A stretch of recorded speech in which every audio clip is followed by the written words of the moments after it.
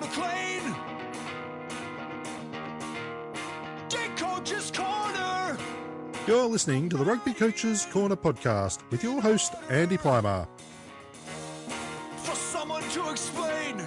Bringing you up-to-date coaching concepts from the world of rugby. Sharing ideas to make the game better.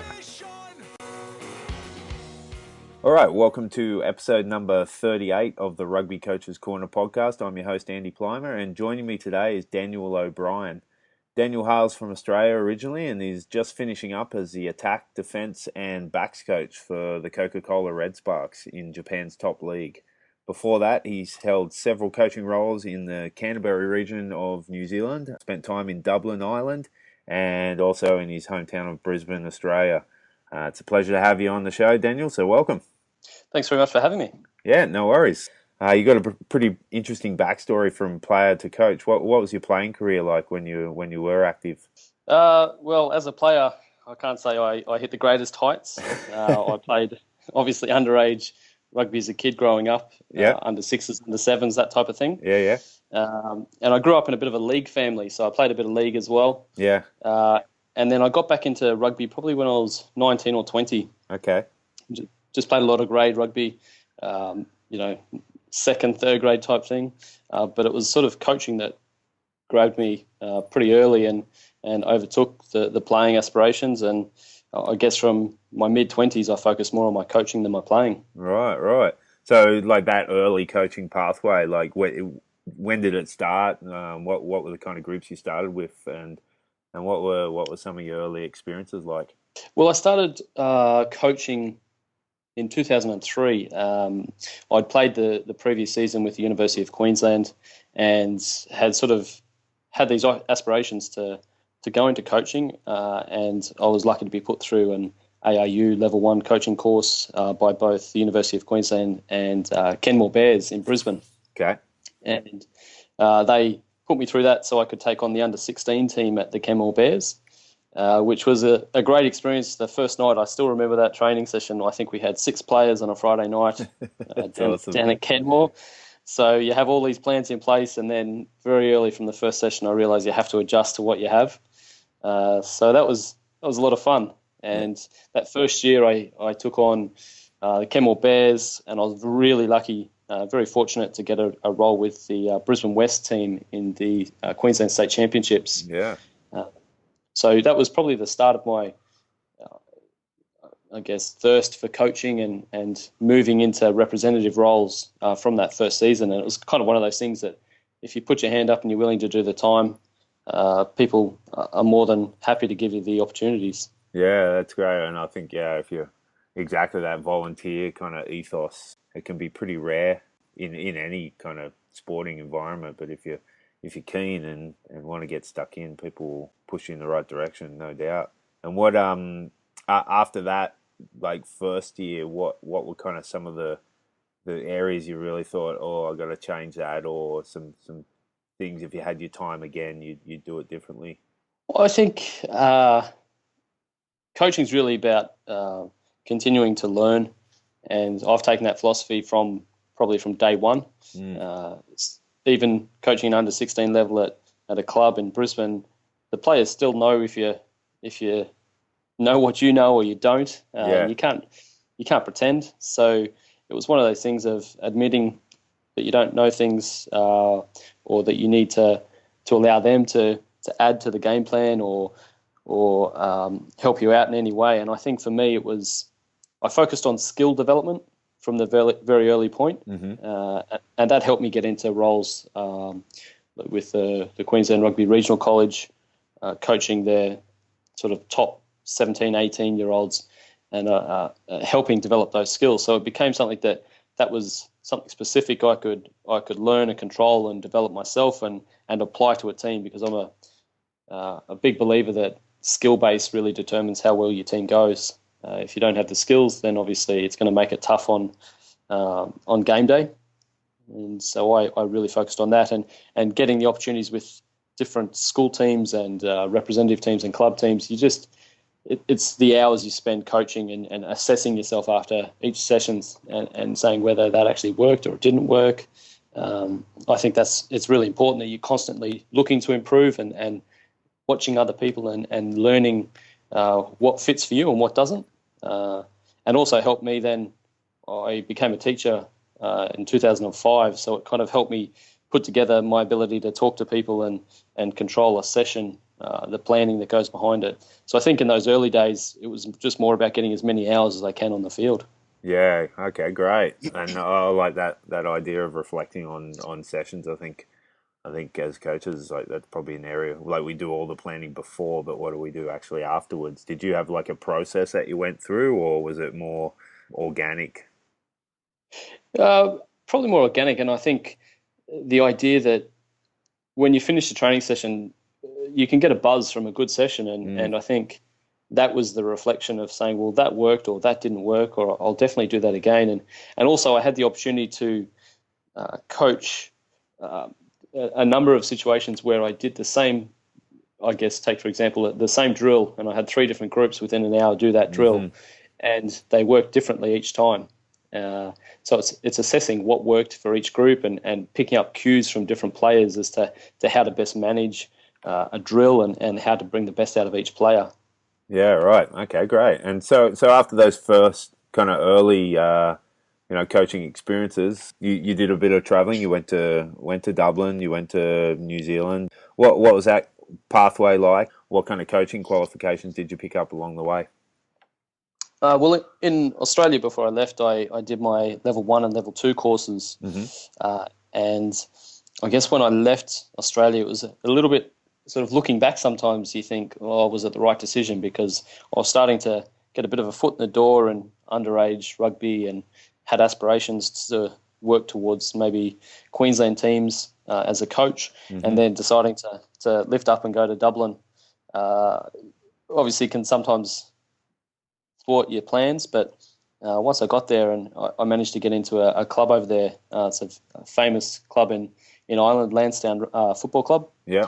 And I was really lucky to coach their reserve grade team. So I managed to see some good level of rugby over there. That's great.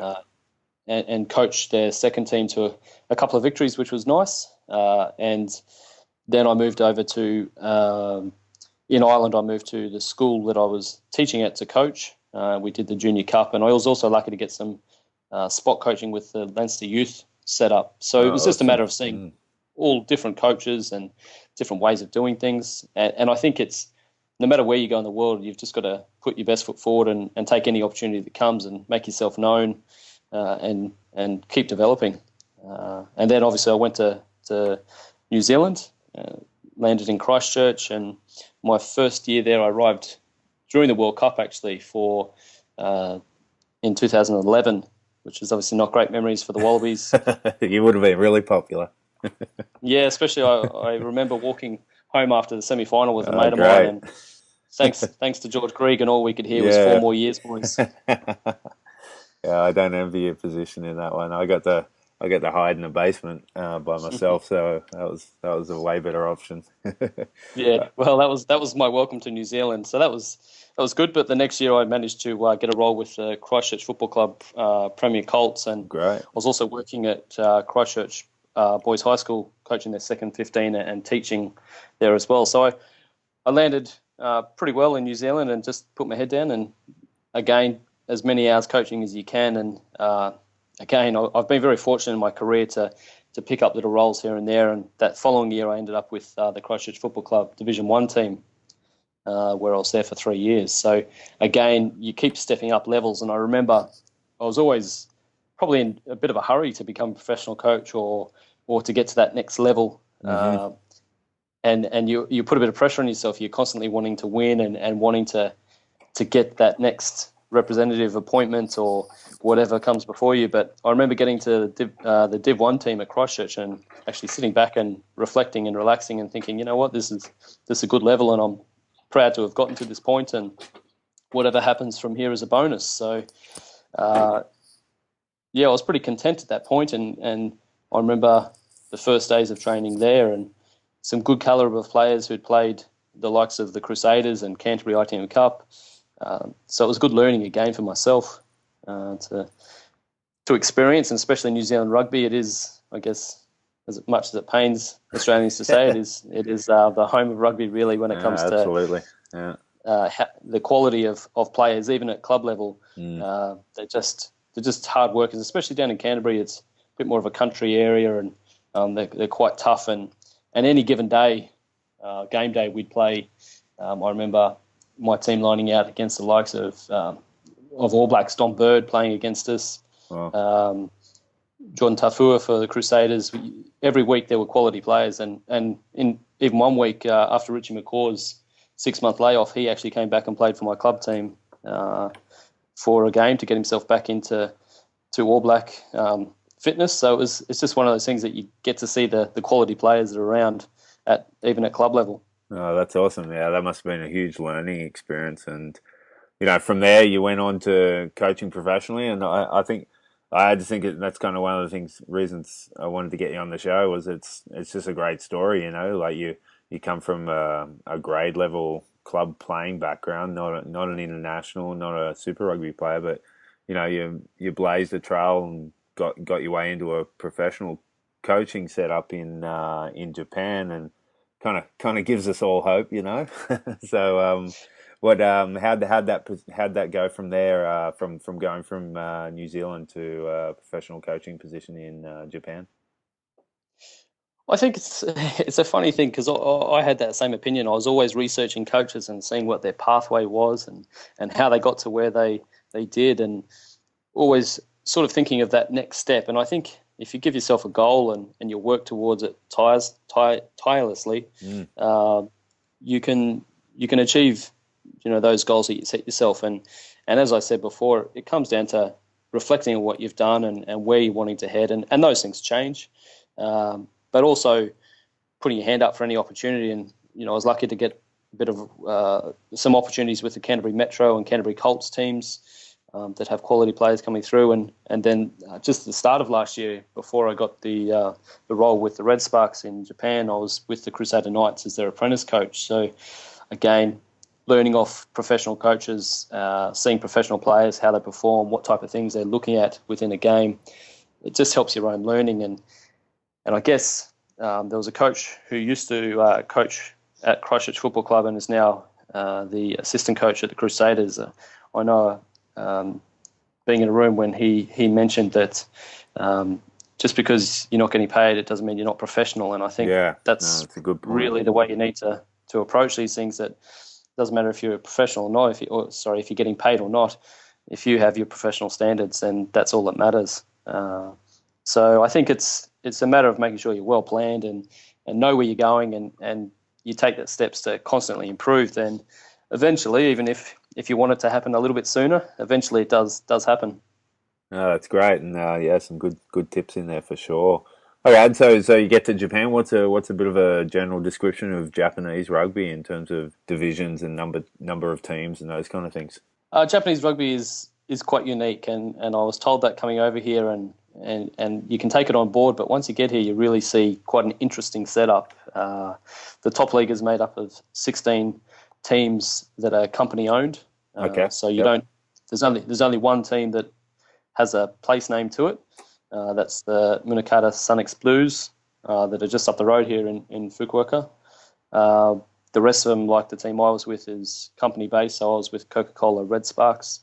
So it's company based. As much as it's a professional setup, and there is quite decent budgets when it comes to the clubs actually participating in the top league. I think there's only one team that is fully professional. The rest of the teams, their players actually work during the day and then train in the afternoon. Yeah, right. And then obviously teams will have their foreign players come and join the squads, and they're the only fully professional players in the squads. Right. Oh, that's really interesting. And so what's your in competition in season? What would your week look like? So if it's in competition, we've got a game on the Saturday. We have games on Saturday or Sunday, but most games on a Saturday. Monday would be a recovery from the previous week. Mm-hmm. So players obviously go to work in the mornings, whether they work in the office or vending area or whatever it might be within the company. And then we have team meeting at 2:00 in the afternoon, and then they have recovery after that. So it could be either a light gym session. We'll usually have a team clarity session and a units clarity session as well, but they're on the field for no longer than about 50 minutes. Tuesday, we step things up a little bit. So we have our team meeting. Every team meeting's at 2:00. Okay. Team meeting at 2:00, and then usually we're on the field then at 3:00. And the intensity of the session has stepped up. Obviously, having recovered after a couple of days, and I know it's funny. When sort of in the club world, we think that Tuesday's our big session because Thursday we need to be lighter. But I was really fortunate this year to have Nick Gill was a spot coach with the Red Sparks for the last couple of years. Right. Yeah. And Nick Gill's the strength and conditioning head coach with the All Blacks. And so our week is very much structured around his knowledge and understanding of having worked with the All Blacks for many years. Yeah. So it was invaluable insight into how you run a program. And the thing that probably changed for us a little bit was our biggest physical, in terms of contact and intense day for running, was actually the Thursday. Right. So we had more contact and more running at higher intensities on a Thursday, but for a shorter period of time. Because really when it came down to it, on the Tuesday, the players hadn't recovered fully from the game on the Saturday. So to get the best out of them, Tuesdays were actually a little bit lighter than a Thursday. That's really interesting. And, that player load's so important. And to come from someone like his stature, that's huge. And that's something probably that Japanese rugby is still coming to terms with a little bit. You hear some horror stories from years past about 2 or 3 hour training sessions, which the players sort of tend to back up that's what has previously happened. And I know there are some teams that are still perhaps going a little bit over the top in terms of time on feet on a Thursday and a Friday. We tried to manage that, and to the point where after training sessions I would sit down with our strength and conditioning coach and look at the GPS results, and I'd get in trouble if I pushed the players too hard on a particular day, if the training was too intense, or whether I didn't push them hard enough. So it was, when it came to, as we were speaking before about self-reviewing of a session, every day I was basically being told if I was spot on or pushing it too hard or not enough in preparation for that week. So those type of things that I guess you have a little bit more time to consider when you're working full time just adds to the element of preparing a session. Yeah, right. So they were doing rugby specific stuff just twice a week, or were there 3 sessions? So yeah, the Monday, as I said, the Monday was clarity. So we would have reviewed the game on the Saturday, done some video review, and then started to preview what we wanted to do this against the opposition that week. And the Monday session was about preparing for that following game. Right. And then the Tuesday was quite specific, a little bit more skill-based. Say we need to do a little bit of work on our ruck skills, and we may have done that. But it was very much skill-based and some team elements in there on a Tuesday. Wednesday was off. The non-members, so the players, we had 49 members in our squad. The players who weren't selected that week were usually not training on a Wednesday, either doing skills or gym work. Okay. And then a Thursday was our big session, and putting together obviously our unit plans and our team direction. And then Friday was the captain's run in the morning, and then we usually flew or caught the Shinkansen to where we were playing that afternoon. And then the Saturday we played and got back into it again on the Sunday, reviewed games, personally reviewed those games on the Sunday, and then all players were back in on the Monday. So that was our week. Oh, great. Oh, it sounds amazing. And, it sounds like you would have got a lot of, takeaways from that in your own education as a coach. What were some of those kind of key learnings that you've taken away from your time in Japan? Oh, I don't think we've got that many hours for me to sit down and tell you. So sometimes when you're coaching, you get to a level of being confident in what you know and what you're about as a coach, but you've also got to be open to evolving and learning and knowing that you're not there yet. And I think that's probably true for any coach at any level. And I guess also you don't know what you don't know. So when I came over here, I have my philosophies when it comes to coaching and my key focuses.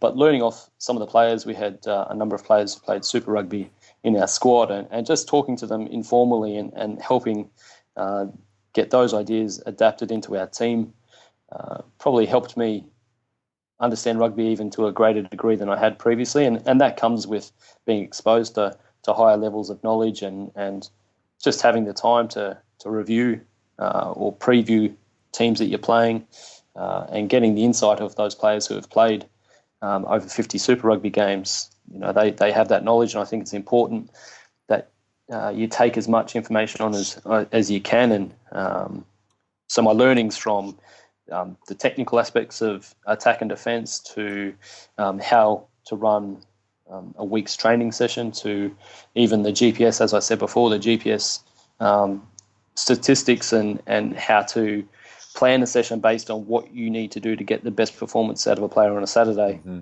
You're thinking about that on the Monday and what you're doing on the Monday, let alone the Saturday itself. So, my learnings come from probably the planning side of things, the tactical knowledge, and also something I'm really big on is creating an environment.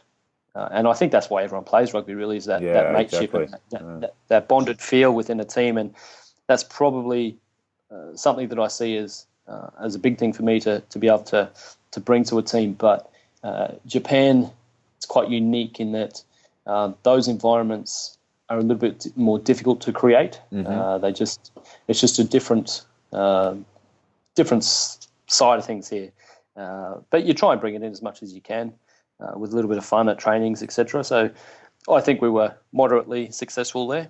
Oh, that's great. And you had an interesting role there. You coached both defence and attack, and I think that's that's got to be challenging, and I think it's a challenge that a lot of coaches out there face, mainly out of necessity. How did you approach that, and were there any strategies that worked for you in terms of kind of separating one from the other?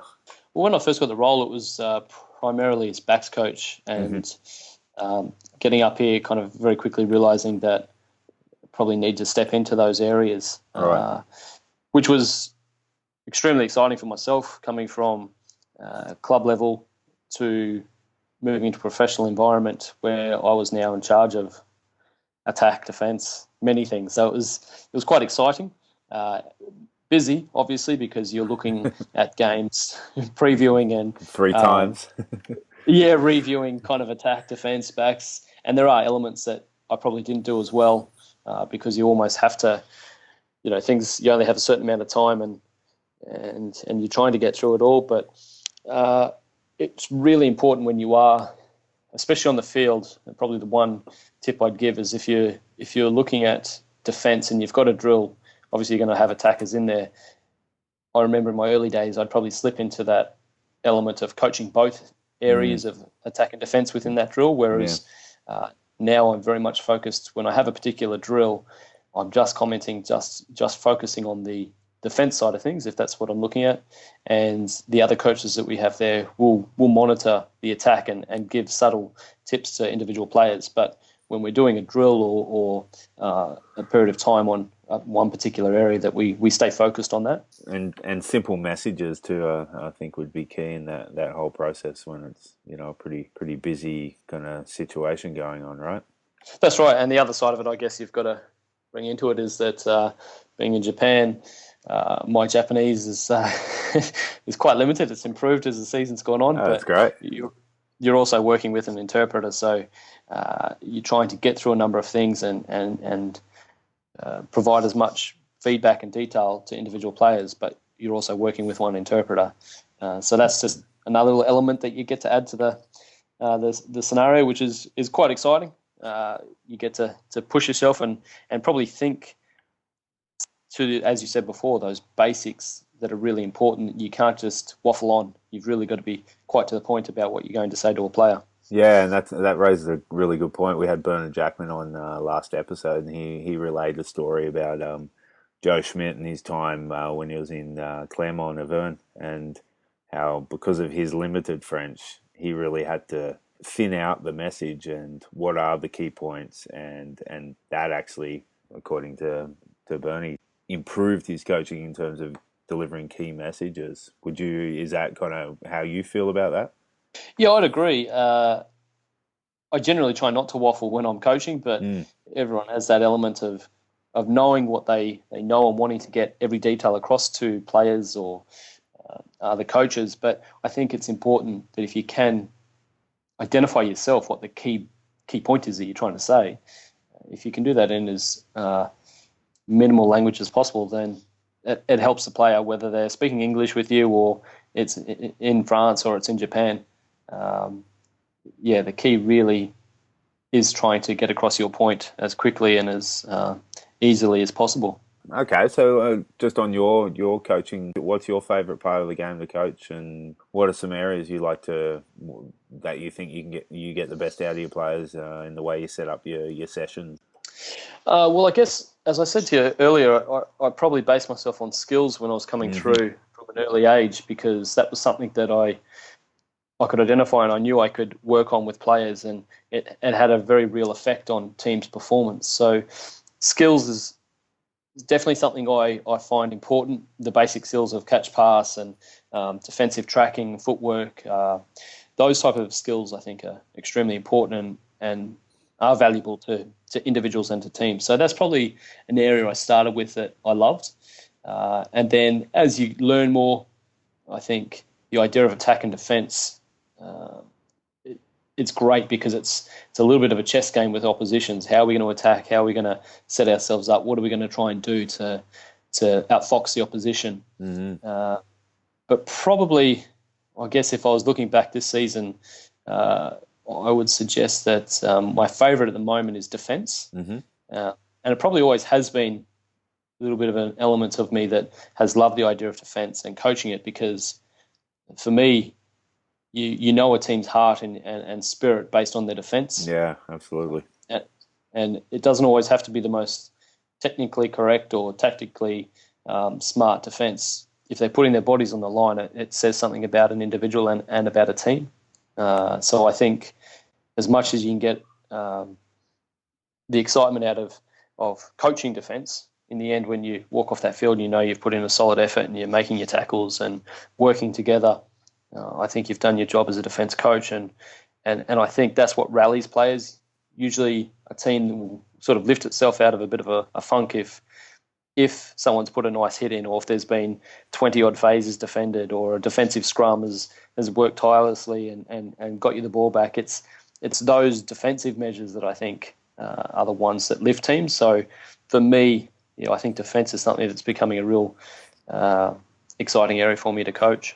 Yeah, and I think I agree. I love it too, and it's also a reflection of the team's culture and their togetherness. And you hear Warren Gatland on a few videos going around where he talks about the best teams do the things that require no talent better than anyone else, and defense is a perfect example of that. Getting off the line when you're tired and just putting your body on the line. They're perfect examples of that. And if a team's tight and together and there's a really strong bond there, that really comes out in their defence. That's right, and I think then you can put the systems and structures together that makes them even better. But it really does come down to that getting up off the ground and working hard for your mates, and doing everything you can to defend your line. And I'm actually taken back to one of our players who technically his tackling technique is. It's quite astray, but he there was one game where they were literally, the opposition were about to score, and he's somehow come from behind the ruck and headbutted the ball about 2 inches off the ground as the player was about to put it over the line to score. And that to me said that he'd do anything to save a try for the team. And I think it speaks volumes of his character and what he was willing to do for the team. I love it. You'd have 15 of him if he could. Definitely. Great. Yeah. All right. And if someone was to come and watch one of your sessions, what are some of the things they're going to see and hear? I'm a big believer, coming from a school teacher background, of ensuring that the players understand and show their understanding, not just nod their head and and yep, we know what we're talking about. Mm-hmm. So I like to question the players, not in a negative way or in their face style, but more getting them to, I guess, relay the information that I've previously spoken of, or identified some of the key points that we're trying to take out of a particular drill or a session that we've completed.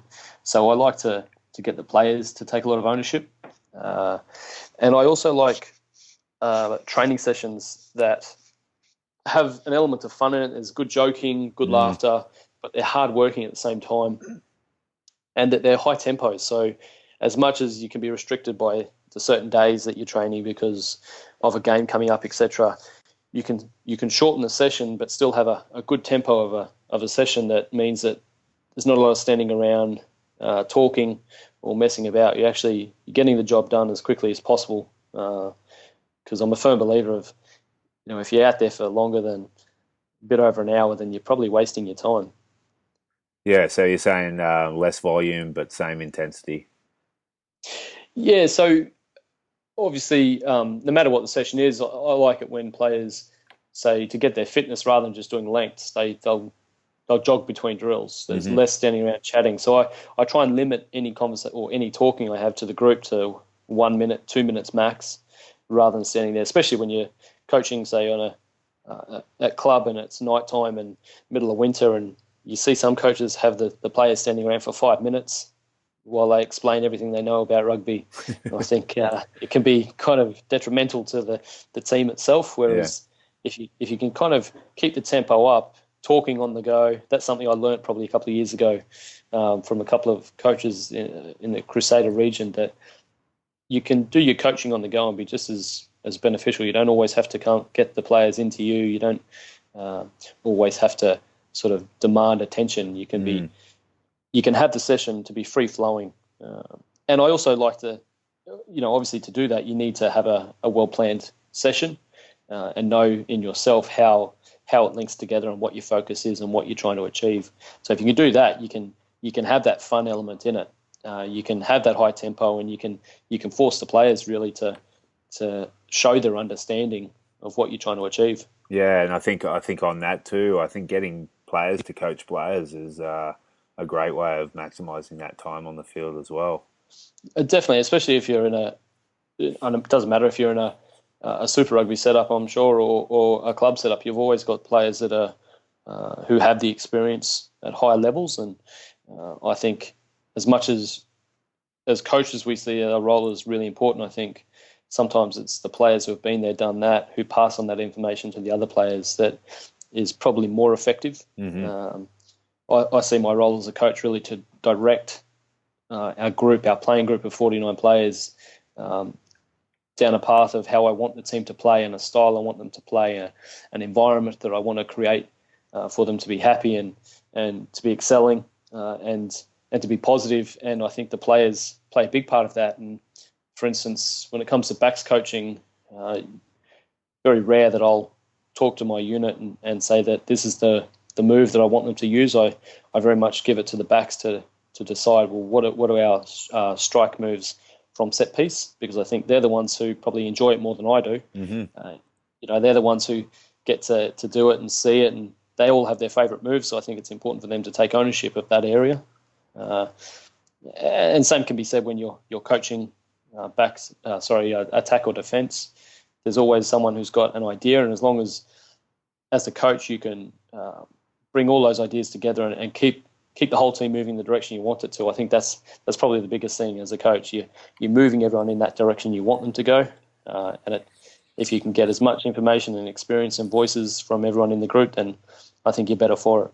That's awesome, and I've really enjoyed chatting to you about this stuff. And we always end the show with the same final 4 questions. When you were a kid growing up in sunny Queensland, who was one of your favourite rugby players going around? Well, funnily enough, as I said before, I kind of grew up as a young fella following rugby league, so my favourite player was actually Greg Alexander for the mighty Penrith Panthers. Oh yeah, he's a beauty. But also, obviously, as I got further into rugby, George Greig and John Eales, and George Smith, who I was really lucky to actually coach against this year. He was playing for Suntory. Oh, fantastic. So that was a highlight for me. Oh, that's awesome. Yeah, no, some great names there. Absolutely. Okay, and what about now? Who are some of your favourite players going around? Uh, he's not really on the international scene anymore, but I really enjoyed watching Conrad Smith play Hmm. for the All Blacks. Yeah. He's a smart player, good defensive reading, and I also like the fact that he's a good character outside of rugby. He's done his law studies, and he's got a good head on those shoulders, and so I like following players with good characters as well as good players. Yeah. And with that in mind, a player I coached this year, who was actually the Japanese Sevens captain at the Rio Olympics, Tsuru Yusaku, who played for me this year for the Coca Cola Red Sparks, is a real character player, a quiet leader, but body on the line every single week. He's another player that I think he's getting a little bit older now, and he's not necessarily going to go and play Super Rugby, but he's a player that I have a huge amount of respect for. Oh, that's awesome. Fantastic. All right, and what about coaches? Who's a high profile coach you look up to and like what they're doing? Probably the one that springs to mind for me would be Tabai Matson. Yep. The reason for Tabai is that he finished obviously playing, but he didn't just jump into a professional role straight away. I know he did a bit of coaching in Queensland, University of Queensland, and then kind of got his big break when he came back to Canterbury and was the assistant coach of the Canterbury ITM Cup, then became the head coach, and then became the assistant coach of Crusaders, and now he's the Bath head coach in England. And yeah, he's a very, very smart man when it comes to building environments, and I'm always all ears when he's talking to a group, because I think he's just has a really good knack of getting players to play the way he wants them to, and he understands the environment. So yeah, I think he's someone I like to follow and see how he's going in the future. Oh, awesome! And what about someone who's in the grassroots, kind of digging away and just doing really good stuff for rugby? Probably a coach at Christchurch Football Club who was my assistant when I was doing the Div 1 team there. Yeah. He was previously doing reserve grade and came up to do Div 1 with me. Terence Hunkin. Okay.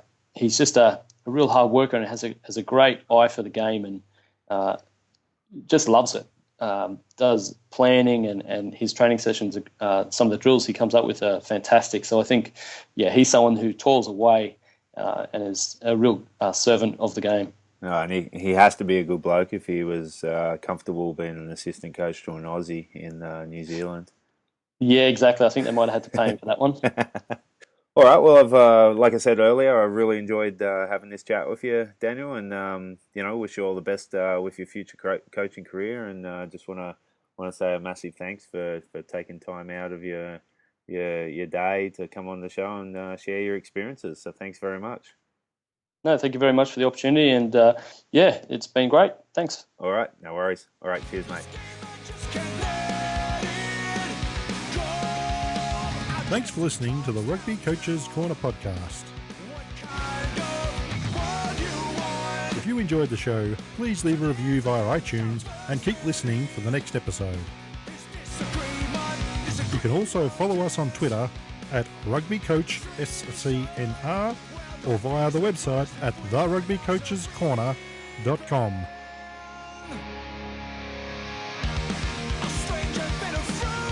Until next time, keep sharing ideas to make the game better.